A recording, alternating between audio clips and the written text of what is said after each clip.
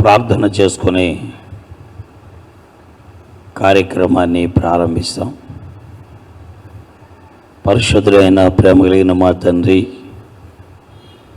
జీవం కలిగినటువంటి మా ప్రియమైన ప్రభువా, నిన్న నేడు నిరంతరము ఒకటే రీతిగా ఉండి మాట ఇచ్చి నెరవేర్చేటువంటి మా ప్రియమైన దేవా, నీ ఘనమైన ఉన్నతమైన శ్రేష్టమైన హెచ్చించబడిన నామం పేరిట ఈ యొక్క గడియలో నీ పాదములకు రావడానికి మీరు మాకు ఇచ్చిన ఈ తరుణాన్ని బట్టి మీకు స్తోత్రాలు చెల్లిస్తూ ఉన్నాం.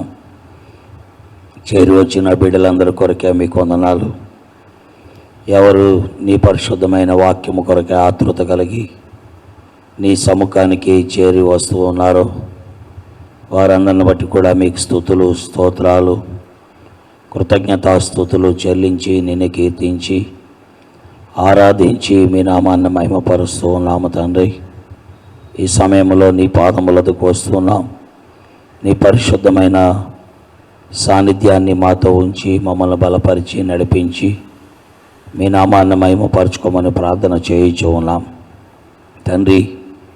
మరి ఇంకా ఈ కోవిడ్-19 ప్రభావము ఇంకా విస్తరిస్తుందే కానీ దీనికి అంతము లేనటువంటి పరిస్థితి కనబడుతూ ఉన్నది.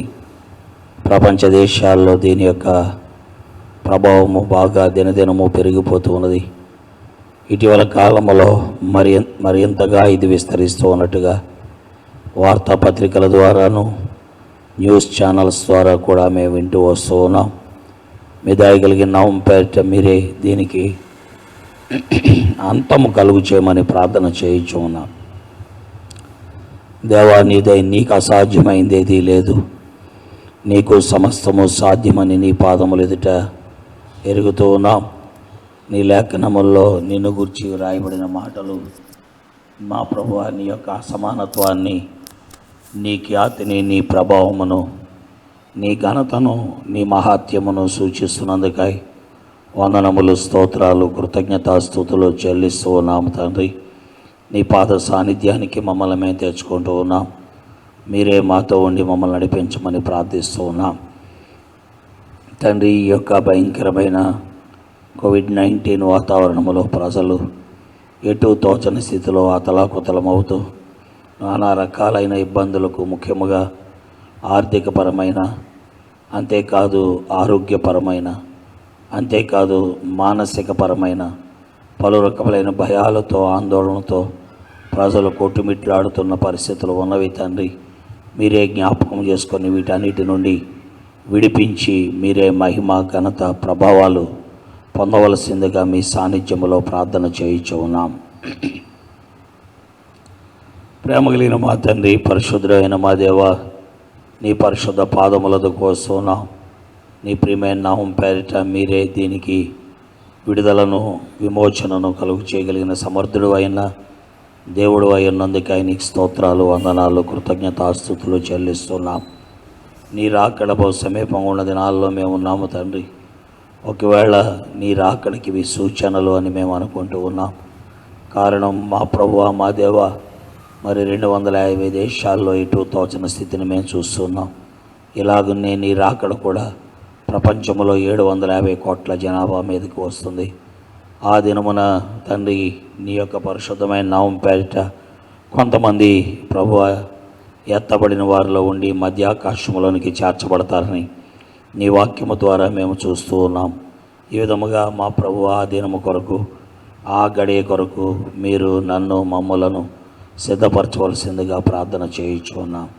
నీవు గనుడవు, గొప్ప దేవుడవు.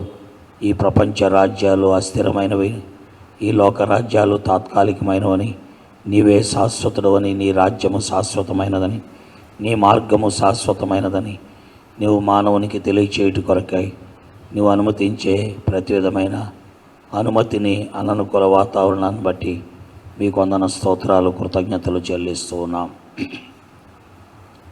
పరిశుద్ధుడైన ప్రేమ కలిగిన మా తండ్రి, మీరే మా మధ్యలో ఉండి నిర్వహించమని, నడిపించమని, నీ కార్యాన్ని జరిగించి మహిమ పొందమని మీ చేతులకు సమర్పించుకుంటూ విస్తారమైన నీ కృప, మీ దయ కోరుకుంటూ నీ పాద సాన్నిధ్యానికి మమ్మల్ని మేము తెచ్చుకుంటూ మాతో మీరుండి నడిపించమని, సమయం మేలుకరంగా చేయమని, మరి మా ప్రభువ, మా తండ్రి, సమయాలు నీ నామ ఘనత కొరకు, మా ఆత్మీయమైన జీవితం యొక్క క్షేమం కొరకు, అనేకుల ప్రజల యొక్క ఆత్మీయమైన అభివృద్ధి కొరకు ఉండగలుగుటకు సహాయము చేసి మీరే మహిమ, ఘనత, ప్రభావాలు పొందమని మీ చేతులకు సమర్పించుకుంటూ, నీ పరిశుద్ధాత్మకు అప్పగించుకుంటూ, యేసుక్రీస్తు వారి అత్యున్నతమైన నామములో ప్రార్థిస్తున్నాము తండ్రి, ఆమేన్. ప్రియులారా, ఈ సాయంకాల సమయంలో దేవుని వాక్యము యొద్దకు మనం మరలా రావడానికి దేవుడు కల్పించిన ఈ గొప్ప తరుణాన్ని బట్టి, సమయాన్ని బట్టి ప్రభుని స్తోత్రించి ఆరాధన చేయుచున్నాం. ఇంకా ఏ కోవిడ్-19 మరి ప్రభావము పెరిగిపోతున్న సమయాల్లో మనము దేవుణ్ణి బట్టి బలము పొందవలసిన వారమే కానీ మన యొక్క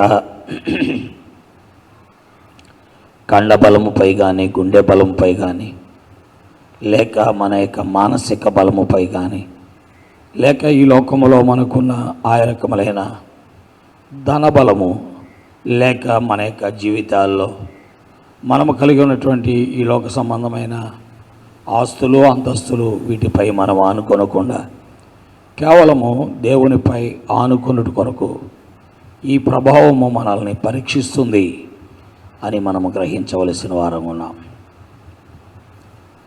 కాబట్టి ఇలాంటి పరిస్థితులలో మనము మరి ఎక్కువగా దేవునికి దగ్గరగా ఉండాలి.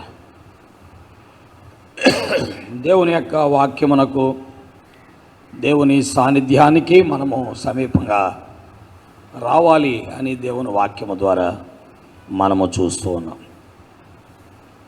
ఈ సమయంలో ప్రభు యొక్క లేఖనముల యొద్దకు మనము చేరదాం. ప్రభు యొక్క వాక్యము దగ్గరికి మనము రాకపోవడం, మరి పరిశుద్ధ గ్రంథం పైకి చూపిస్తూ ఒక చిన్న కీర్తన మనం పాడదాం. పట్టింప శ్రేష్ఠ గ్రంథము బైబిల్ అనే కీర్తన మనము పాడుకుందాం. పట్టింప శ్రేష్ఠ గ్రంథము బైబిల్, పట్టింప శ్రేష్ఠ గ్రంథము బైబిల్, అనుదినము పఠించిన ప్రేమతోడ నడుపును, ఓ పట్టింప శ్రేష్ఠ గ్రంథము Bible. The best book to read is the Bible. The best book to read is the Bible. If you read it every day, it will help you all the way. Oh, the best book to read is the Bible. దేవుని యొక్క లేఖనముల యొద్దకు మనము ఒకసారి సమకూర్చుకుందాం. ఇంకా మనలో ఎవరైనా అనాలోచనగా మన తలంపులు, ఆలోచనలు, మన యొక్క నిర్ణయాలు తప్పిపోతూ ఉన్నట్లయితే, లేక మన దృష్టి చెదిరిపోతూ ఉన్నట్లయితే ఒక్కసారి ప్రభు వైపు చూచి వాటిని మనము సరిచేసుకోవడానికి ప్రయత్నము చేస్తాం. దేవుని వాక్యములో అపోస్తులైనటువంటి పౌలు కొరింథీయులకు రాసినటువంటి పత్రికలో, మొదటి పత్రికలో 16వ అధ్యాయము 13వ వచనాన్ని మనము చదువుకుంటాం. కొరింథీయులకు రాసిన మొదటి పత్రిక 16వ అధ్యాయము 13వ వచనం మనము చదువుకుందాం. మెలకుగా ఉండుడి, విశ్వాసమందు నిలకడగా ఉండుడి, పౌరుషము గలవారై ఉండుడి, బలవంతులై ఉండుడి, మీరు చేయి కార్యములనియు ప్రేమతో చేయుడి. దేవుడి ఈ లేఖన భాగములను దీవించి ఆశీర్వదించి ఆయన మనతో మాట్లాడునుగాక. చిన్న ప్రార్థన మనం మళ్ళా ప్రభు వైపు చూస్తూ చేసుకుందాం. ప్రేమ కలిగిన మా తండ్రి, పరిశుద్ధమైన మా దేవ, నీ ఘనమైన ఉన్నతమైన నామాన్ని బట్టి నీకు వందనాలు. చదవబడిన లేఖనం మా కొరకై మీరు ఆశీర్వదించి మాకు మేలు చేసి నడిపించమని, మాతో మీరు ఉండమని, మా మధ్యలో మీరు ఉండమని, నిలబడుచున్నటువంటి నన్ను నీ పరిశుద్ధమైనటువంటి మా ప్రభువా ఆత్మతో నింపి నీ అభిషేకాన్ని అనుగ్రహించి మీరే మహిమ ఘనత ప్రభావాలు పొందమని, నీ పరిశుద్ధాత్మ మా మధ్యలో ఉండి మాతో మాట్లాడితే మాకు మేలు కాబట్టి నీవే నిర్వహించమని యేసుక్రీస్తు వారి దివ్యనామములో ప్రార్థిస్తున్నాము తండ్రి, ఆమేన్.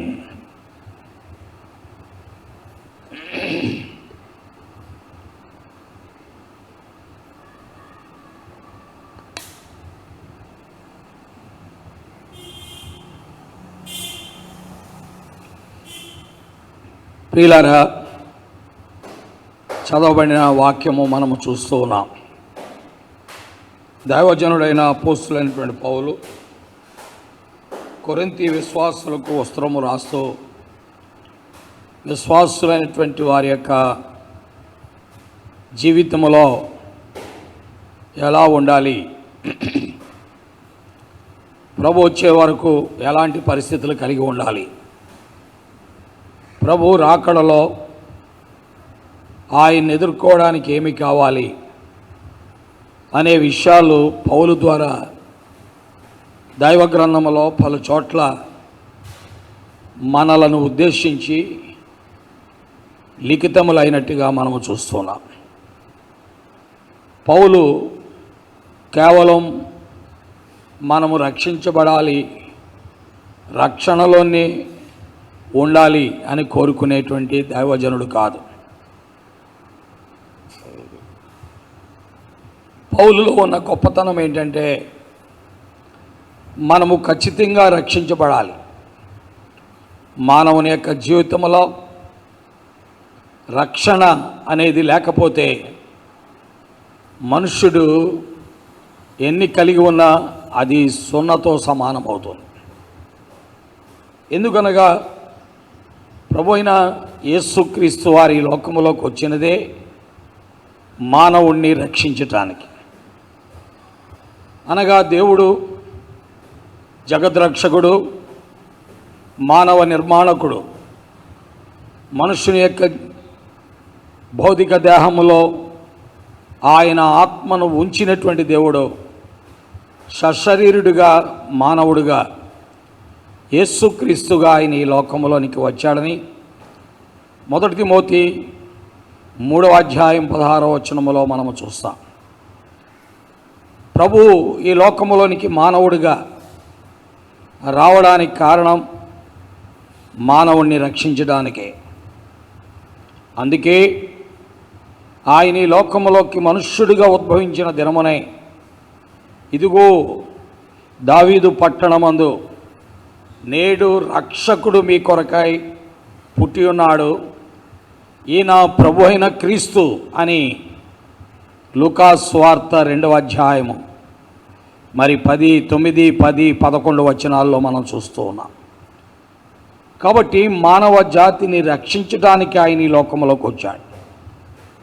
రక్షణ అనేటువంటిది మానవులకే కావాలి, జంతువులకు మాత్రము కాదు. ప్రియులారా, మానవునికి జంతువుకి తేడా ఏంటంటే మానవుడు ఆత్మ కలిగిన వాడు,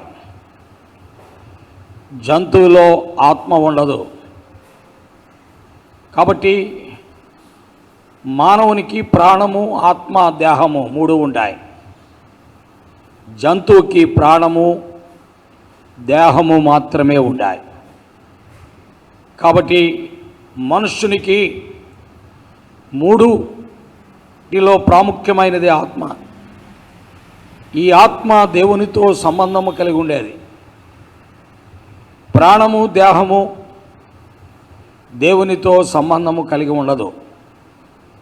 కాబట్టి ఆత్మ కలిగిన మానవునికి దేవుని యొద్దకు చేరడానికి ఖచ్చితంగా రక్షణ అవసరమే. ఎందుకని? మానవుని యొక్క ఆత్మ పాపములో ఉన్నది. అందుకే ఒక భక్తుడు అన్నాడు, అయ్యో నేను పాపములో పుట్టినవాడను అని అన్నాడు. అంటే మానవుడు పాపపు ఆత్మతో ఈ లోకములో జన్మించాడు అనేదే వేదము యొక్క సారాంశం. మానవ ఆత్మ పాపపు ఆత్మ. ఈ పాపపు ఆత్మ పాపము నుండి విడుదల పొందకపోతే ఈ లోకాన్ని విడిచిపెట్టిన తరువాత మానవ ఆత్మకు గత్యంతరము లేదు అని వాక్యము స్పష్టముగా మాట్లాడుతున్నది. ఈనాడు వేదాలన్నీ ఘోషించేవి కూడా అవే. వేదాలు, ఉపనిషత్తులు మాట్లాడే సత్యము కూడా అదే. కేవలం మానవుని యొక్క ఆత్మ పాపములో ఉన్నది. ఈ పాపపు ఆత్మ కలిగిన మానవుడు పాపాత్మ నుండి విమోచన కలగకపోతే అతడు ముక్తిని పొందలేడు అన్నారు. అందుకే పాప విముక్తే ముక్తికి మార్గము అని మాట్లాడుతూ వచ్చారు. కాబట్టి దేవుని వాక్యం వింటున్న బిడ్డలారా, మానవునికి పాప విముక్తి, దాన్నే రక్షణ అని అంటారు.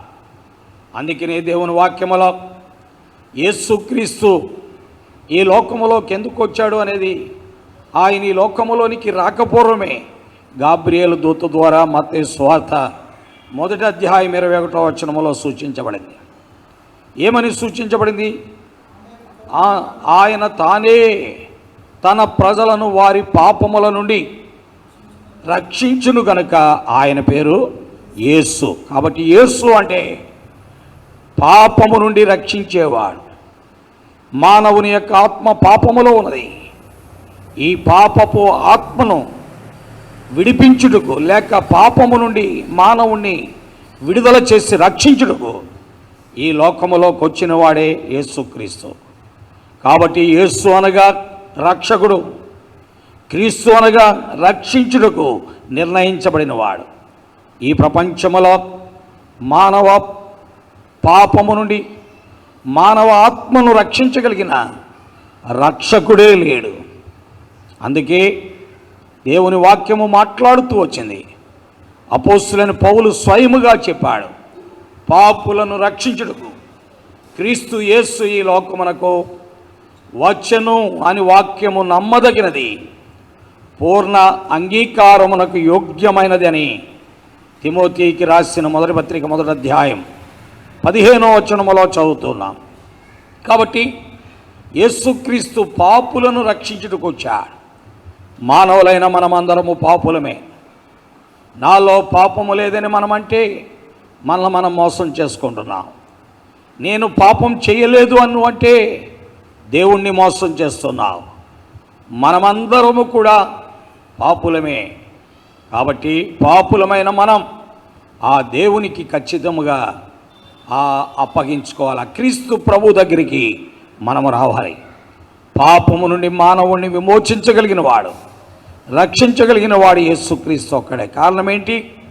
ఆయనే మానవ పాపము కొరకై సిలువలో గవిని వెలుపట ఆయన శిక్ష అనుభవించి రక్తము చిందించి చనిపోయి సమాధి చేయబడి 3వ దినాన లేచినవాడు. కాబట్టి ఆయన తప్ప మానవునికి పాపము నుండి విడుదల లేదు, పాప క్షమాపణ లేదు, మానవాత్మకు రక్షణ లేదు. కాబట్టి ఆ యేసు క్రీస్తు ప్రభువే మానవ పాప విమోచకుడు, రక్షకుడని పౌలు స్పష్టముగా మాట్లాడుతూ వచ్చాడు. అందుకే పౌలు యొక్క 14 పత్రికలలో కూడా యేసుక్రీస్తు యొక్క రక్షణ మానవునికి ఎంత గొప్ప భాగ్యమో వివరిస్తూ వచ్చాడు. అది తాను స్వయముగా అనుభవించాడు. నేను ప్రధాన పాపిని, పాపులలో నేను ప్రధాన పాపిని, అయితే ఈ ప్రధాన పాపి అయిన నాయందు ఆయన కనికరపడి నన్ను రక్షించాడు అని చెప్పాడు. కాబట్టి పౌలు యొక్క ప్రాముఖ్యమైన ఉద్దేశం మానవులైన మనమందరము కూడా రక్షించబడాలనే. దేవుని వాక్యం ప్రభు అయిన యేసుక్రీస్తు వారు పౌలు ద్వారా మానవ జాతిని హెచ్చరిస్తూ ఉన్నాడు. యేసుక్రీస్తు ద్వారా మానవునికి రక్షణ అని తెలియజేస్తూ ఉన్నాడు. కాబట్టి దేవుని వాక్యం వింటున్న బిడ్డలారా, దీనికి మరి మనము వేరే వేరే భేదాలు, వైషమ్యాలు, మరి విభేదాలు పెట్టుకోవడానికి వీల్లేదు. మనుషులందరికీ రక్షణ అవసరమే. అందుకనే బైబిల్ గ్రంథములో స్పష్టముగా మరి అపోస్తుల కార్యములు 4వ అధ్యాయం 12వ వచనములో అపోస్తులైన పేతురు సవాలు చేస్తూ సమాజ మందిరపు అధికారుల ఎదుట, పెద్దల ఎదుట చెప్పాడు, మరి ఎవని వలనను రక్షణ కలగదు. ఆకాశము క్రింద మనుష్యుల్లో ఇవిడిన ఏ నామమున మనము రక్షణ పొందలేము, ఈ నామముననే మనము రక్షణ పొందవలెను అని అన్నాడు. ఈ నామము అంటే ప్రభు అయిన యేసుక్రీస్తు వారి నామము ద్వారానే రక్షణ. కాబట్టి దేవుని వాక్యం వింటున్న బిడ్డలారా, నీకు రక్షణ కావాలా, పాప క్షమాపణ కావాలా? ఈ రెండూ లేకపోతే నీకు మోక్షము దొరకదు. మోక్షములోనికి, ముక్తిలోనికి, ఆ మోక్ష ప్రదేశమై ఉన్న ఆ స్వర్గములోనికి నువ్వు చేరాలి అంటే పాప విముక్తి పొందాలి. అనగా నీ ఆత్మ పాపము నుండి రక్షించబడాలి. అలాగైతే యేసుక్రీస్తు ఒక్కడే దీనికి మార్గం. అందుకే ప్రభువారు నేనే మార్గము అని అన్నారు. వీళ్ళారా, ఇది మనకు కొద్దిగా కష్టంగా ఉంటుంది. ఏంటి ఈయన ఇంత గర్వముగా నేనే అని చెప్తున్నాడని? తప్పదు. ఆయనే పాపము నుండి విమోచించువాడు, ఆయనే ఆత్మను రక్షించువాడు, ఆయనే మానవాత్మ ఈ లోకాన్ని విడిచిపెట్టిన తర్వాత మోక్షమునకు చేర్చువాడు కూడా ఆయనే. కాబట్టి అందుకే నేనే మార్గమును అని ఆయన పలికాడు. నమ్ముదాం, ప్రభు అయిన యేసుక్రీస్తునందు విశ్వాసం ఉంచుదాం. అలాగని మనము రక్షించబడతామని దేవుని వాక్యము స్పష్టముగా చెప్పుచున్నది. కాబట్టి అపోస్తులైన పౌలు యొక్క భారము కేవలం మానవుడు రక్షించబడాలి అని కోరుతున్నాడు. అయితే ఆ రక్షణతోటే మానవుడు ఆగిపోవాలని పౌలు కోరుకోవట్ల. రక్షణలో మానవుడు నిలకడగా ఉండాలి అని కూడా ఆయన కోరుకుంటున్నాడు. అందుకే దేవుని వాక్యములో మనము చూస్తున్నాం. ఏమని రాయబడి ఉంది? స్పష్టముగా మనము చూస్తుంటే కొరింథీయులకు రాస్తూ ఆయన కొరింథీయులకు రాసిన మొదటి పత్రిక 1వ అధ్యాయము 18వ వచనములో ఆయన ఈ మాట సెలవిచ్చారు. ఏమన్నారు? దేవుని వాక్యములో మనము చూస్తున్నాం. చూసారా? సిలువను గూర్చిన వార్త నశించుచున్న వారికి వెర్రితనము కానీ రక్షింపబడుచున్న మనకు దేవుని శక్తి. అంటే ఈ రక్షణ పొందిన వారు రక్షణలో కొనసాగాలి అని పౌలు యొక్క భారం. అందుకని రక్షించబడాలి, పాపము నుండి విమోచించబడాలి, అంతేకాదు రక్షించబడుతూ ఉండాలి. అనగా ప్రతిదినము ఈ రక్షణలో మనము కొనసాగుతూ ఉండాలి. ఈ విధముగా దేవుడు, ప్రభు అయిన దేవుడు మధ్యాకాశములోకి రాబోతున్నాడు. అదే అన్నే బైబిల్ గ్రంథము సెలవిచ్చేది ఏంటంటే రెండవ రాకడ, లేక దాన్ని ర్యాప్చర్, ఎత్తబడుట అని అంట. కాబట్టి ఆ ఎత్తబడే దినము కొరకై ఈ రక్షణలో మనము కొనసాగుతూ ఉండాలి. అందుకే పలు చోట్ల పౌలు మాట్లాడుతూ ఆయన ఏమంటూ ఉంటాడంటే రక్షింపబడుచున్న మనకు దేవుని శక్తి అని మాట్లాడతాడు. అలాగే రోమాపత్రికలో మనము చూస్తున్నట్లయితే ఇంకా అక్కడ కూడా పౌలు మాట్లాడుతూ పలికిన మాట మనము చూడగలం. ఏమంటున్నాడు? దేవుని వాక్యములో స్పష్టముగా మనము చూడగలం. ఏమంటున్నాడు? 11వ వచనం, రోమా 13:11, మీరు కాలము నెరిగి నిద్ర మేలుకుని వేళ అయినదని తెలుసుకొని అలాగూ చేయడి. మనము విశ్వాసులమైనప్పటికంటే ఇప్పుడు రక్షణ మరి సమీపముగా ఉన్నది అంటున్నాడు. కాబట్టి రక్షించబడటం అనేది మొట్టమొదటి మెట్టు. అంటే యేసు ప్రభువుని నీ స్వంత రక్షకుడిగా, నీ దేవుడిగా మొదట అంగీకరించటమే రక్షించబడిన అనుభవం అంటారు. తరువాత యేసు ప్రభువులో కొనసాగించబడుటాన్ని ఏమంటారంటే రక్షించబడుచున్నా అంటాం. రక్షించబడుచున్న లేక అందులో నడుచుచున్న అంటాం. మూడవది ఏంటంటే ప్రభు యొక్క రాకడలో ఆయన్ను కలుసుకోవాలి కదా. అందుకని ఏమంటున్నా అంటే రక్షింపబడుచున్న మనకు రక్షణ మరీ సమీపముగా ఉన్నది. అంటే ఆయన్ని కలుసుకోవడం పూర్తయిందనుకోండి, పూర్తయినట్టే. అందుకనే రక్షణ మరీ సమీపంగా ఉన్నది అని వాక్యము మాట్లాడుతూ ఉన్నది. కాబట్టి పిల్లరా, పౌలు యొక్క భారం రక్షించబడాలి, అంతేకాదు రక్షణను కొనసాగించుకోవాలి, అంతేకాదు ఎప్పటి వరకు కొనసాగించుకోవాలి, దీని యొక్క మరి సమాప్తి ఎప్పటి వరకు జరుగుతుంది అంటే ఆయన మధ్యాకాశంలోకి వచ్చినప్పుడు ఆయన్ను కలుసుకోవడం ద్వారా ఈ రక్షణ ఏమవుతుందండి, పూర్తి అవుతుంది. అందుకే పౌలు యొక్క భారం విశ్వాసుల ఎడల మరి రక్షించబడాలి, రక్షణలో కొనసాగాలి, ఆయనను కలుసుకునే వరకు కూడా రక్షణలో నిలకడగా ఉండాలి అని ఆయన కోరుకుంటూ ఉన్నాడు. కాబట్టి దేవుని వాక్యం వింటున్న బిడ్డలారా, మనము విశ్వాసులము అయినప్పటికంటే రక్షణ మరీ సమీపముగా ఉన్నది అని రోమా 13:11 స్పష్టముగా ఆయన మాట్లాడుతున్నట్లుగా మనము చూస్తున్నాం. అందుకే ప్రభువైన యేసుక్రీస్తు వారి యొక్క రక్షణలో మనము నిలకడగా ఉండాలి. ఇది మొదటిది. అర్థమైంది కదండి?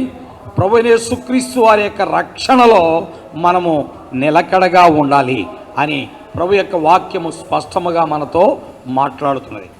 ఈ రక్షణ మనము మరి నిలకడగా ఉండాలి అంటే ఈ రక్షణ పొందటానికి కారణమైనటువంటిది ఒకటి ఉంది. ఏంటి రక్షణ పొందటానికి కారణమైనది ఏంటి? అపోస్తుల కార్యములు 4వ అధ్యాయం 22వ వచనం మనం చూస్తాం. అపోస్తుల కార్యములు 14:22 ఏమి రాయబడి చదవండి. అపోస్తుల కార్యములు 14:22. అది ప్రియులారా, నీవు రక్షణలో నిలకడగా ఉండాలంటే ప్రభు అయిన యేసుక్రీస్తునందలి విశ్వాసములో నువ్వు ఎలా ఉండాలి? నిలకడగా ఉండాలి. చూసారా? గుర్తుపెట్టుకో.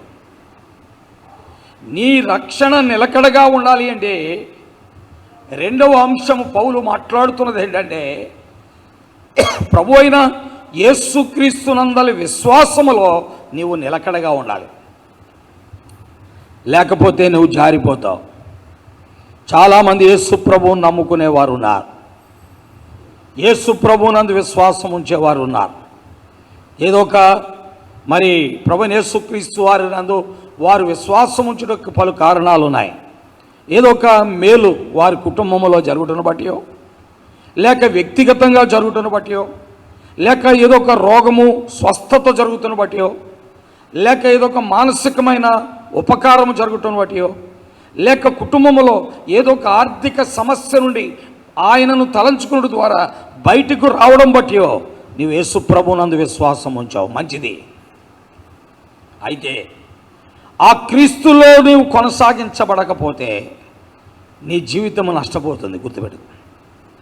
చాలామంది యేసుక్రీస్తుని నమ్మినామంటారు, కానీ ఆ క్షణములో వారికి కలిగిన మేలును బట్టి, వారికి కలిగిన ఉపకారమును బట్టి, వారు పొందిన లబ్ధిని బట్టి, లాభమును బట్టి ఆ క్రీస్తును నమ్ముతారు.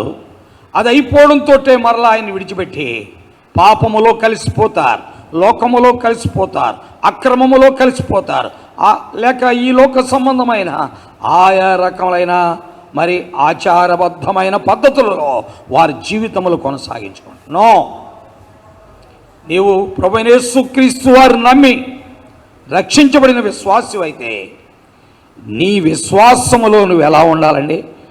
నిలకడగా ఉండాలి, నిలకడగా ఉండాలి. విశ్వాసాన్ని అనుదినము జాగ్రత్త పరచుకోవాలి, భద్రపరచుకోవాలి. లేని పక్షములో విశ్వాసం అనే ఓడ బద్దలైపోతుంది, విశ్వాసం అనే ఓడ బద్దలైపోతుంది నీ విశ్వాసమందు నిలకడగా లేకపోతే. అందుకనే తిమోతికి అపోస్తులైన పౌలు ఉత్తరము రాస్తూ తిమోతికి రాసిన మొదటి పత్రిక 1వ అధ్యాయము 19వ వచనములో 18వ వచనములో మనము చదువుతున్నాం. ఏమని రాయబడింది? దేవుని వాక్యములో స్పష్టముగా చూడగలం.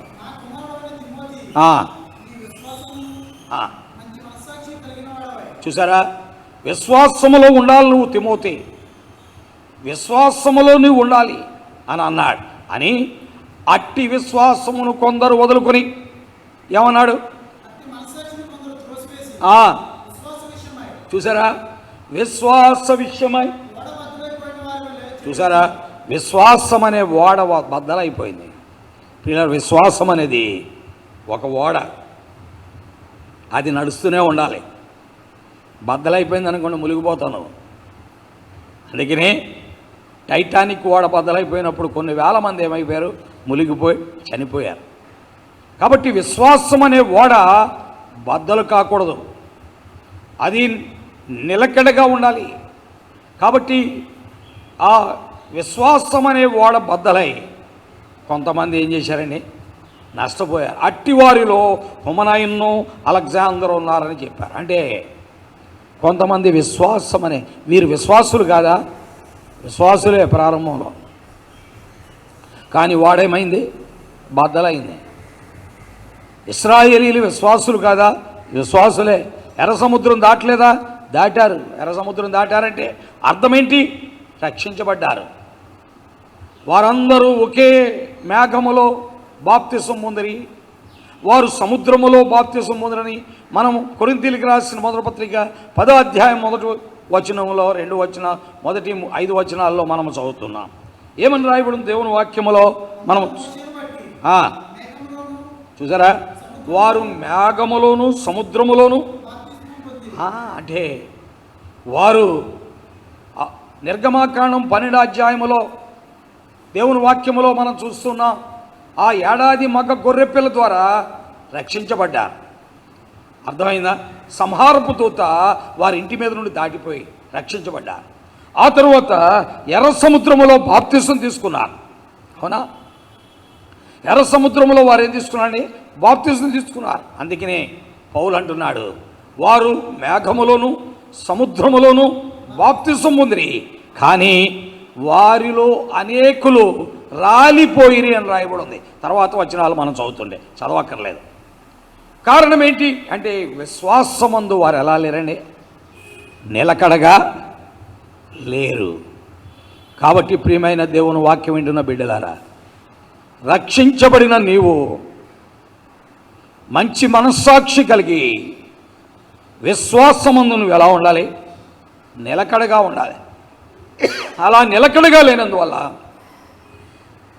విశ్వాసం అనే ఓడ బద్దలైపోతుంది. అలా బద్దలైపోయిన వారిలో హుమనయను, అలెగ్జాండర్, అలాగే ఇశ్రాయేలీలు కూడా ఉన్నారు.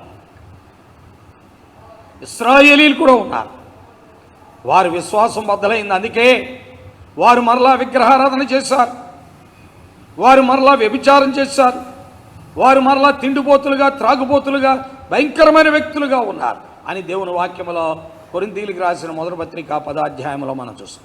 కాబట్టి ప్రియమైన దేవుని వాక్యం వింటున్న బిడ్డలారా, ఈనాడు నువ్వు యేసు ప్రభువుని నమ్మావు, మరలా విగ్రహారాధన చేస్తున్నావా? మరలా లోకములోనికి వెళ్ళిపోతున్నావా? మరలా పాపములోనికి వెళ్ళిపోతున్నావా? కేవలం ఈ భౌతికమైన ఉపకారము కొరకు, భౌతికమైన లబ్ధి కొరకు, భౌతికమైనటువంటి మేలు కొరకాయి క్రీస్తును నమ్మావా? అలాగైతే నీవు విశ్వాసం అనే వాడ నీది బద్దలైపోయింది. రక్షణ నువ్వు కోల్పోయావు. కాబట్టి ఆలోచించుకో, రక్షణ అనేది కొనసాగించుకోబడవలసిందే. రక్షణ కొనసాగించబడాలంటే నీవు విశ్వాసమందు ఎలా ఉండాలి? నిలకడగా ఉండాలి. కాబట్టి దేవుని వాక్యం వింటున్న బిడ్డలారా, అపోస్తలుడైన పౌలు అందుకే తాను దమస్కు మార్గములో యెరూషలేముకు వెళుతూ ఉన్నప్పుడు రక్షించబడ్డాడు. వినండి జాగ్రత్తగా. దమస్కు మార్గములో యెరూషలేముకు వెళుతున్నప్పుడు రక్షించబడ్డాడు. అపోస్తలుల కార్యాలు 9వ అధ్యాయం 3వ వచనంలో అక్కడ ప్రభువును కలుసుకున్న ఆ వ్యక్తి ఆ విశ్వాసముల అంతం వరకు జాగ్రత్త పడ్డాడు.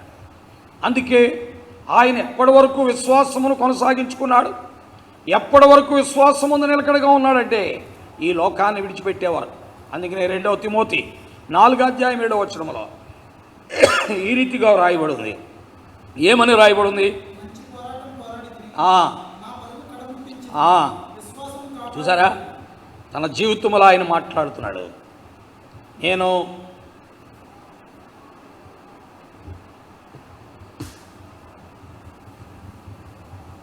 విశ్వాసాన్ని కాపాడుకున్నానని ఆయన మాట్లాడుతున్నాడు. కాబట్టి ప్రియులారా, రక్షించబడిన నీవు విశ్వాసమందు నిలకడగా ఉండాలి. ప్రభువైన యేసుక్రీస్తునందు విశ్వాసములో కొనసాగించబడాలి. మరలా లోకము తట్టు, మరలా పాపము తట్టు, మరలా నీవు విడిచి వచ్చిన ఆ విగ్రహాల తట్టు నీవు తిరగకూడదు. కేవలం దాన్ని కొనసాగించుకోవాలి. అపోస్తలుడైన పౌలు అంటున్నాడు, నేను విశ్వాసమును కాపాడుకొంటిని అంటున్నాడు. చూసారు ఎంత గొప్పగా అన్నాడు, ఎంత గొప్పగా అంటున్నా అంటే, I have kept my faith, నా విశ్వాసమును, క్రీస్తు యేసునందు నా విశ్వాసమును నేను చనిపోయే వరకు కాపాడుకుంటుని అని ఆయన చనిపోకముందు పలుకుతున్న మాటలు. అందుకని 6వ వచనములో అన్నాడు, ఏమన్నాడంటే, ఇదిగో నేను ఇప్పుడే పానార్పణముగా పోయబడుచున్నాను, నేను వెడలిపోవు కాలము సమీపమైంది అన్నాడు. అంటే ఆయన ఈ లోకాన్ని విడిచిపెట్టే గడియ దగ్గరికి వచ్చేసింది. అయితే నా ప్రాణం పోతున్నా క్రీస్తునందల విశ్వాసాన్ని మాత్రం నేనేం చేయలేదు, కోల్పోలేదు అంటున్నాడు. కాబట్టి దేవుని వాక్యం వింటున్న బిడ్డలారా, రక్షణలోనికి వచ్చినటువంటి నీవు, రక్షించబడినటువంటి నీవు రక్షణను కొనసాగించుకోవాలంటే క్రీస్తునందలి విశ్వాసములో నీవు ఎలా ఉండాలి, నిలకడగా ఉండాలి. ఇది చాలా ప్రాముఖ్యం. ఇంకొక విషయం కూడా మనం చూద్దాం దేవుని వాక్యములో. క్రీస్తునందలి విశ్వాసములో నిలకడగా ఉండాలి అంటే మనం ఏం చేయాలండి? దేవుని వాక్యములో మనం చూస్తున్నాం, దేవుని లేఖనముల యందు నిలకడగా ఉండాలి. చదవండి, తిమోతికి రాసిన 2వ పత్రిక 3వ అధ్యాయం 14వ వచనములో మనం చూస్తున్నాం.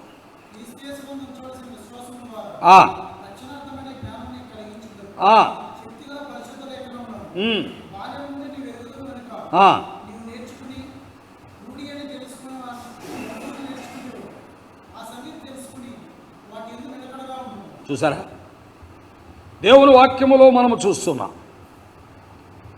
క్రీస్తు యేసునందలి విశ్వాసము ద్వారా రక్షణార్థమైన జ్ఞానము నీకు కలిగించుటకు శక్తిగల పరిశుద్ధ లేఖనాలు. అర్థమైందండి? అనగా నీవు రక్షించబడటానికి, విశ్వాసములో నిలకడగా ఉండటానికి ప్రాముఖ్యమైనది ఏంటంటే దేవుని యొక్క వాక్యమే. అందుకని ఏమన్నాడంటే, ఆ వాక్యము యందు నీవు ఎలా ఉండాలండి? వాటి యందు, ఆఖరి మాట, వాటి యందు నిలకడగా ఉండము. Be stable in the scriptures, be stable in faith, be stable in the salvation. అర్థమైందా? మొదటిది రక్షణలో స్థిరంగా ఉండాలి, be stable in the salvation. రెండవది be stable in faith and also you must continue in the faith. ఆ విశ్వాసములో నిలకడగా ఉండాలి, ఆ విశ్వాసాన్ని నువ్వు కొనసాగించుకోవాలి. అదేం చేయాలి? కొనసాగించుకోవాలి. ఇప్పుడు మూడవది చూస్తున్నాం, విశ్వాసములో నిలకడగా ఉండి విశ్వాసాన్ని కొనసాగించుకోవాలన్నా, రక్షణ పొంది రక్షణను కొనసాగించుకోవాలన్నా కావలసింది ఏంటో తెలుసా? దేవుని వాక్యములో స్పష్టంగా ఉంది. ఏంటది? You must be stable in the scriptures. ఆ లేఖనముల యందు ఎలా ఉండాలండి? నిలకడగా ఉండండి. నీవు ఏ వాక్యం వింటున్నావో, నీవు ఏ వాక్యము ద్వారా హెచ్చరించబడుతున్నావో, ఏ వాక్యము నీ హృదయంలో గొచ్చబడుతుందో, ఏ వాక్యము నిన్ను హెచ్చరిస్తుందో, భయపెడుతుందో, ఆ లేఖనముల యందు నీవు ఎలా ఉండాలి? నిలకడగా ఉండాలి. కాబట్టి దేవుని వాక్యం వింటున్న బిడ్డలారా, we must be stable in the scriptures. ఈ రోజున లేఖనాలు ఎరగనోళ్లే అటు ఇటు పరిగెడతారు. ఆయన ప్రవచనాలు చెప్తున్నారండి, ఈయనేమో 2వ రాకడ గురించి చెప్తున్నారు, ఈయనేమో భాషల గురించి మాట్లాడుతున్నారు, ఈయనేమో భాషల్లో మరి ఏమైపోయాడంటే పితామహుడైపోయిన విషయాలు మాట్లాడుతున్నారు అని అనుకుంటూ నిన్ను నువ్వు మోసపరుచుకోవడానికి కారణం ఏంటంటే నీవు వాక్యాన్ని చదవకపోవడం. If you really read the word of God, if you really not only read the word of God, stable in the word of God, you will not go away from the scripture. దేవుని వాక్యానికి దూరంగా నువ్వు వెళ్ళలేవు. వాక్యమును చదువుతూ వాక్యం మీద నిలకడగా ఉన్నట్లయితే. అందుకే అపోస్తులైన పౌలు తిమోతికి ఉత్తరం రాస్తూ ఆయన అంటున్నాడు, ఆయన ఏమన్నాడు, continue in the things that you have learned. నీవు నేర్చుకొనిన, తెలుసుకొనిన, గ్రహించిన, హెచ్చరించబడిన లేక నిన్ను భయపెట్టిన ఆ లేఖనముల యందు నిలకడగా ఉండు. కాబట్టి ప్రియులారా, ప్రభువుని కలుసుకోవడానికి ఇది చాలా ప్రాముఖ్యమే. వాక్యమందు నిలకడగా ఉండాలి, విశ్వాసమందు నిలకడగా ఉండాలి. అప్పుడే మనము ప్రభు వచ్చినప్పుడు మధ్యాకాశములో ఆయన్ని మనం ఏం చేయగలం, కలుసుకోగలం. లేకపోతే మనం ఆయన్ని కలుసుకొనుట అనేటువంటిది అసాధ్యమవుతుంది.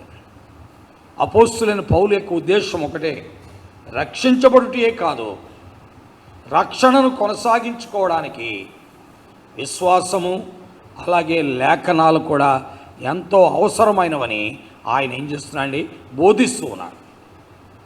కాబట్టి దేవుని వాక్యం ఏంటన్నా ప్రియమైన బిడ్డలారా, ఈ విషయాన్ని మనము ఆలోచన చేయవలసిన వారం ఉన్నాం.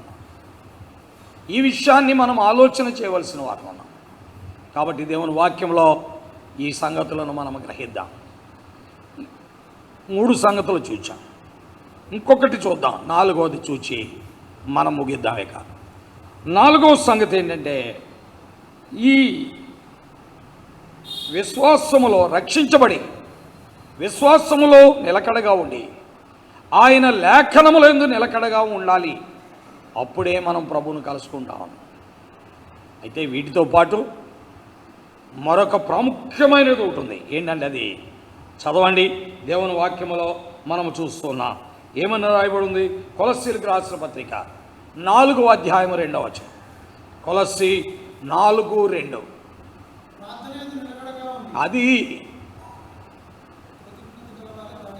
ప్రియులారా, ప్రభువుని కలుసుకోవాలి అంటే ప్రార్థన యందు ఏముండాలండి? నిలకడగా ఉండాలి. కాబట్టి బీ స్టేబుల్ ఇన్ ప్రేయర్. ఈరోజున మనం ప్రార్థన లక్ష్య పెట్టాం. ఎక్కువగా వాక్యాలు వినటానికి ప్రయత్నిస్తాం. మంచిదే, వాక్యాలు వినటానికి ప్రయత్నించడం మంచిదే. ఎందుకంటే వినుట వలన విశ్వాసం కలుగుద్ది. విశ్వాసము దేవుని వాక్యం వినుట వలనే కలుగుద్ది. ఇది చాలా మంచిది అని దేవుని వాక్యములో మనం చూస్తున్నాం. అయితే ప్రార్థన చేయువాడెవడో వాడే రక్షించబడనని రోమాపత్రిక 10వ అధ్యాయం 13వ వచనంలో మనం చదువుతున్నాం. రోమాపత్రిక 10:13లో మనం చదువుతున్న మాట ఏంటి? చూసారా? కాబట్టి ప్రభు వచ్చినప్పుడు రక్షణ సంప్రాప్తి కావాలి, లేక పూర్తి కావాలి. రక్షణ పూర్తి అవ్వాలి, సంప్రాప్తం అవ్వాలి అంటే ఏం చేయాలి? ప్రార్థన చేయాలి. అందుకే అపోస్తలుడైన పౌలు విశ్వాసుల్ని ఏమంటున్నా అంటే, మీరు రక్షించబడ్డారు, రక్షణలో నిలకడగా ఉండాలి. రక్షించబడిన మీరు రక్షణలో నిలకడగా ఉండాలంటే విశ్వాసములో నిలకడగా ఉండాలి. విశ్వాసములో నిలకడగా ఉండాలంటే దేవుని వాక్యములో మీరేమై ఉండాలి? నిలకడగా ఉండాలి. మీరేమి వింటున్నారో, ఏమి హెచ్చరించబడుతున్నారో, ఏమి గ్రహిస్తున్నారో, ఏమి మిమ్మల్ని దేవుని వాక్యము ద్వారా దేవుడు మీతో మాట్లాడుతున్నాడో వాటి యందు నిలకడగా ఉండాలి. 4వది ఏంటంటే, విన్న వాక్యము నీలో కార్యకారి కావాలి అంటే తప్పకుండా నువ్వేం చేయాలి? ప్రార్థన చెయ్యాలి. అందుకనే ప్రభువైన యేసుక్రీస్తు వారు కూడా స్వయముగా లూకా సువార్త 18వ అధ్యాయం 1వ వచనములో ఆయన చెప్పారు. ఏమన్నారు? దేవుని వాక్యములో మనం చూస్తున్నాం. అది విసగకుండా నిత్యము ప్రార్థన చేయాలి. విసగకుండా నిత్యము ప్రార్థన చేయాలి. విసగకుండా నిత్యము ప్రార్థన చేయాలంటే ఏం చేయాలండి? నిత్యము ప్రార్థన చేయాలి అంటే నీవు ప్రభు వచ్చినప్పుడు ఆయన్ని కలుసుకోవాలనేది ప్రాముఖ్యమైనది.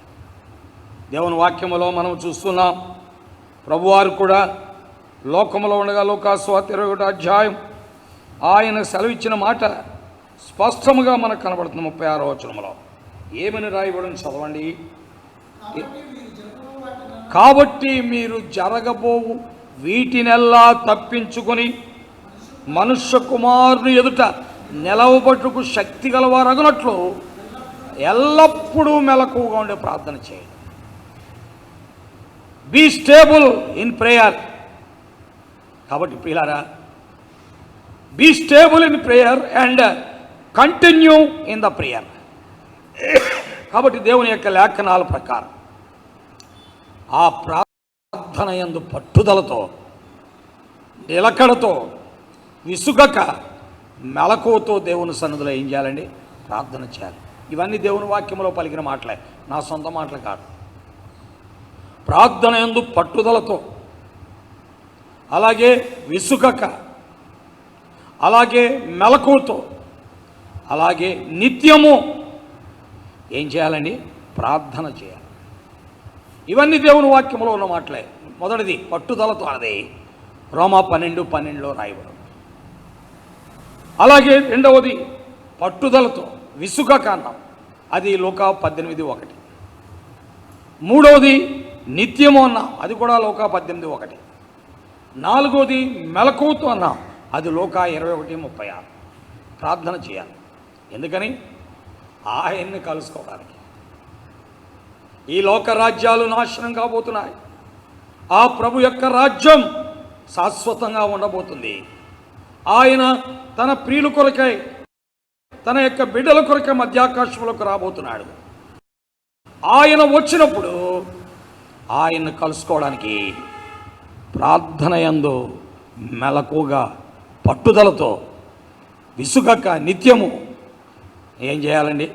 ఆ మెలకువతో మనము ప్రభు సన్నిధిలో ప్రార్థన. అందుకనే బీ స్టేబుల్ ఇన్ ప్రేయర్ అని చెప్పాడు. కాబట్టి పిల్లరా, సాయంకాలం 4 సంగతులు దేవుడు తన వాక్యము ద్వారా మనతో మాట్లాడుతూ వస్తున్నాడు. ఒకటి, మనము ఖచ్చితంగా రక్షించబడాలి. నీవు రక్షించబడకపోతే అసలు దేవుడితో నీకు సంబంధమే లేదు. You are not belong to God. దేవునికి సంబంధించిన వ్యక్తివి కాదు. You belong to the devil. కాబట్టి దెయ్యానికి సంబంధించిన వాడు అయిపోతావు. కాబట్టి నువ్వు దేవునికి సంబంధించిన వాడు కావాలంటే యేసుక్రీస్తు రక్తములో కడగబడి పాప క్షమాపణ పొంది రక్షించబడిన వాడవు కావాలి. ఈ రక్షణను నువ్వు కొనసాగించుకోవాలి అంటే విశ్వాసములో నువ్వు ఎలా ఉండాలి? నిలకడగా ఉండాలి. ఈ విశ్వాసములో నిలకడగా ఉండాలి అంటే దేవుని వాక్యములో నువ్వు ఎలా ఉండాలి? నిలకడగా ఉండాలి. దేవుని వాక్యములో పై మూడిట్లో నిలకడగా ఉండాలి అంటే ప్రార్థన యందు పట్టుదల కలిగి ఉండాలి. కాబట్టి ఆలోచన చేద్దాం. ప్రభు వాక్యం మారదు. మనం మారినా ఆయన వాక్యం మారదు. ఈ ప్రపంచం మారినా ఆయన వాక్యం మారదు. ఇంకొక 2000 సంవత్సరాల తర్వాత కూడా ఇదే వర్తమానం మరొక వ్యక్తి ద్వారా కూడా దేవుడు ఇవ్వగలడు. ఆయనకు అసాధ్యమైంది ఏదీ లేదు. ఎందుకంటే ఇప్పటికీ ఈ వర్తమానం కొన్ని వేల సంవత్సరాల నుంచి దేవుడిస్తూనే ఉన్నాడు. ఆ గ్రంథము మారదు. ఎందుకంటే ఆయన వాక్యము, దేవుని వాక్యము నిరంతరము నిలిచింది. కాబట్టి ప్రభు అయిన యేసుక్రీస్తు వారి దగ్గరికి వద్దాం. ఆయనకి మనల్ని మనం అప్పగించుకుందాం. ఆయన పాదముల దగ్గర సాగిలపడదాం. ఆయన రక్షణను మనం కోరుకుందాం. ఆ కోరుకున్న వారికి ఆయన రక్షణ ఇస్తాడు. ఆ రక్షణలో కొనసాగుదాం. కేవలం ఆయన అందలి విశ్వాసము ద్వారా. ఆ విశ్వాసములో కొనసాగుదాం. కేవలం ఆయన వాక్యములో నిలకడగా ఉండు ద్వారా. అంతేకాదు, ప్రార్థన యందు పట్టుదల కలిగి ఉండు ద్వారా. ఇవన్నీ కలిగి ఆయన వచ్చినప్పుడు మధ్యాకాశంలో ఆయన్ని కలుసుకుందాం. ప్రభు తన వాక్యమును మన గ్రహింపులోనికి తెచ్చి ఆయనను వెంబడించినట్లుగా సహాయము చేయనుగాక. ఆమేన్. ప్రార్థిస్తాం. మీరు కూడా ప్రార్థన చేసుకోండి. మీ స్థలాల్లో దేవుని యొక్క సన్నిధిలో మీరు ప్రార్థించుకోవాలని మనవి చేస్తున్నాం. ప్రభువుకు అప్పగించుకోవాలని మనవి చేస్తున్నాం. ప్రభువు మీతో మాట్లాడుతున్న సంగతులను సరి చేసుకొని ప్రభువుని వెంబడించాలని మనవి చేస్తున్నాం. ఒక తీర్మానంతో మరలా నూతనంగా ప్రభువుకు అప్పగించుకుందాం.